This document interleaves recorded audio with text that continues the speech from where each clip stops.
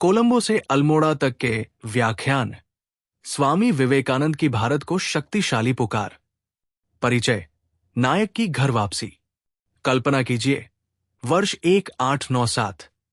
वो समय जब स्वामी विवेकानंद, वो प्रज्वलित सन्यासी जिसने शिकागो के विश्व धर्म महासभा में संपूर्ण विश्व को चकित कर दिया था, अपने मातृभूमि लौट रहे थे। भारत उनकी प्रतीक्षा कर रहा था, उत्सुक, अधीर, उनकी वाणी को सुनने के लिए तैयार। और जब उन्होंने कहा तो उनके शब्द मात्र व्याख्यान नहीं थे, वे एक चेतावनी थे, एक जागरण की पुकार। कोलंबो से अल्मोड़ा तक उनके व्याख्यान केवल धर्म पर नहीं थे, बल्कि भारत के भविष्य को संवारने की एक जोरदार अपील थे। उनका संदेश स्पष्ट था। भारत का अतीत गौरवशाली है, इसकी आध्यात्मिक धरोहर अमूल्य है, लेकिन ये मात्र स्मरण करने के लिए नहीं, बल्कि इसे पुनः जीवंत करने का समय है। अब समय है कर्म का, समय है नव निर्माण का। एक हिंदू धर्म, एक जीवंत परंपरा। बहुत से लोग धर्म को केवल रूढ़ियों, अंधविश्वास और पुराने रीति रिवाजों तक सीमित मानते थे, लेकिन विवेकानंद ने इस मिथक को तोड़ दिया। वे गर्जना करते हुए बोले, हिंदू धर्म कोई जड़ धर्म नहीं, ये जीवंत है, सतत विकसित हो रहा है और सदैव नए विचारों को अपनाने के लिए तैयार है। एक लचीला धर्म, हिंदू धर्म एक विशाल वृक्ष के समान है, जिसकी जड़ें वेदांत में गहरी है, लेकिन इसकी शाखाएं निरंतर बढ़ती रहती हैं। बौद्ध, इस्लाम और आधुनिक विज्ञान की शिक्षाओं को आत्मसात करती हुई वेदांत हर चीज का आधार। उन्होंने समझाया कि हिंदू धर्म का हृदय वेदांत है, जो ये सिखाता है कि संपूर्ण ब्रह्मांड एक है, सभी ब्रह्मा ही है। यही सिद्धांत विज्ञान और आध्यात्मिकता को जोड़ सकता है। अंधविश्वास से मुक्त हो। वे स्पष्ट रूप से बोले, अर्थहीन कर्मकांड, जातिगत भेदभाव और रूढ़ियां वास्तविक धर्म का हिस्सा नहीं है। सच्ची भक्ति का अर्थ ईश्वर को समझना है, न कि परंपराओं का आंख मूंद कर अनुसरण करना। वे चाहते थे कि लोग केवल रीति रिवाजों में न उलझें, बल्कि वेदांत की सच्ची भावना को आत्मसात करें, जो शक्ति, ज्ञान और एकता की भावना से ओतप्रोत है। 2. भारत के गौरव पर गर्व करो। उनकी सबसे बड़ी चिंता थी कि भारतीयों ने अपना आत्मविश्वास खो दिया था। औपनिवेशिक शासन ने उन्हें हीन भावना से भर दिया था, और ये विवेकानंद को असहनीय था। भारत ने विश्व को ज्ञान दिया। उन्होंने याद दिलाया कि भारत ने दुनिया को दर्शन, गणित, विज्ञान और आध्यात्मिकता का अमूल्य उपहार दिया है। आज भी उपनिषदों के विचार आधुनिक भौतिकी में अध्ययन किए जाते हैं। भारत आध्यात्मिक गुरु, जहां पश्चिम केवल भौतिक समृद्धि के पीछे भाग रहा था, भारत के पास इससे भी महान चीज थी, आध्यात्मिक ज्ञान। उन्होंने भारत को विश्व गुरु के रूप में देखा, जो संपूर्ण मानवता को आंतरिक शांति की ओर मार्गदर्शन करेगा। हीन भावना छोड़ो। वे गरज कर बोले, तुम भारतीय होने में शर्म क्यों महसूस करते हो? सीना तान कर खड़े हो। अपने संस्कृति, अपनी परंपरा, अपने ज्ञान पर गर्व करो।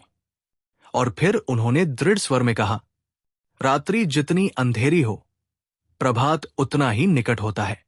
भारत पुनः जागेगा। 3. आधुनिकता शत्रु नहीं, हमें इसकी आवश्यकता है। लेकिन ये मत सोचो कि वे केवल अतीत की महिमा का गुणगान कर रहे थे। वे ये भी जानते थे कि भारत को आगे बढ़ने के लिए परिवर्तन की आवश्यकता है। विज्ञान, प्रौद्योगिकी और शिक्षा को अपनाने की जरूरत है। विज्ञान और आध्यात्मिकता साथ साथ चल सकते हैं। वे कहते थे, विज्ञान और वेदांत विरोधी नहीं है, दोनों ही सत्य की खोज में लगे हैं। एक बाहरी जगत में, दूसरा आंतरिक जगत में। शिक्षा सबसे बड़ा हथियार। वे चाहते थे कि शिक्षा केवल रट्टा मारने तक सीमित न रहे, बल्कि ये लोगों को सोचने, प्रश्न करने और अज्ञानता से मुक्त होने के लिए प्रेरित करे। तकनीक और उद्योग का महत्व। उन्होंने पश्चिम के अनुशासन और वैज्ञानिक उन्नति की प्रशंसा की, लेकिन चेताया, आध्यात्मिकता के बिना ये सब व्यर्थ है। भारत को ज्ञान और विवेक दोनों का संतुलन बनाना होगा। वे जोर देकर कहते थे, पश्चिम से सीखो लेकिन अपनी पहचान मत भूलो। 4. सच्ची आध्यात्मिकता सेवा में है। विवेकानंद के लिए धर्म का अर्थ केवल मंदिरों में पूजा करना नहीं था। यह था दूसरों की सेवा करना, अन्याय से लड़ना और गरीबों को उठाना। जातिवाद का विरोध। वे कट्टरता से जातिगत भेदभाव के खिलाफ थे। वे कहते थे कि जन्म से कोई ऊंचा नीचा नहीं होता, बल्कि उसके कर्म और चरित्र ही उसे श्रेष्ठ बनाते हैं। नारी शिक्षा, राष्ट्र का उत्थान। वे कहते थे, भारत इसलिए पतन हुआ क्योंकि उसकी स्त्रियों को समानता नहीं मिली। अपनी महिलाओं को शिक्षित करो, उन्हें सशक्त करो, और देखो ये देश कितनी तेजी से उठ खड़ा होगा। मानव सेवा ही सच्ची भक्ति। वे अपने गुरु श्री रामकृष्ण परमहंस से प्रेरित थे और मानते थे कि गरीबों की सेवा, भूखों को भोजन देना और अनपढ़ों को शिक्षित करना ही सच्ची पूजा है। वे गरज कर बोले, जब तक लाखों लोग भूखे और अज्ञानी हैं, मैं हर उस व्यक्ति को देशद्रोही मानता हूं जो उनकी उपेक्षा करता है। सच्चा धर्म केवल प्रार्थना नहीं, कर्म है। 5. सभी धर्मों का सम्मान करो। उस समय जब धार्मिक मतभेद लोगों को बांट रहे थे, विवेकानंद की वाणी एकता का प्रकाश बनकर आई। वे मानते थे कि सभी धर्म एक ही सत्य की ओर जाते हैं, सभी धर्म एक ही लक्ष्य की ओर जाते हैं। वे कहते थे, एक ईसाई को हिंदू बनने की आवश्यकता नहीं, नहीं एक बौद्ध को ईसाई बनने की, बल्कि हर व्यक्ति को एक दूसरे से सर्वश्रेष्ठ चीजों को अपनाना चाहिए। वेदांत एकता का सेतु। वेदांत का संदेश था कि सभी धर्म समान हैं और हमें इस एकता को स्वीकार करना चाहिए। 6. उठो, जागो और लक्ष्य तक रुको मत। उनके व्याख्यान केवल विचारों की श्रृंखला नहीं थे, वे कर्म की उद्घोषणा थे। वे युवाओं को मजबूत, अनुशासित और निर्भीक बनने की प्रेरणा देते थे। कमजोरी मृत्यु है, शक्ति ही जीवन है। उन्होंने कहा, भारत को केवल अनुयायियों की आवश्यकता नहीं, उसे नेताओं, कर्मयोगियों की आवश्यकता है। तो क्या हम तैयार हैं?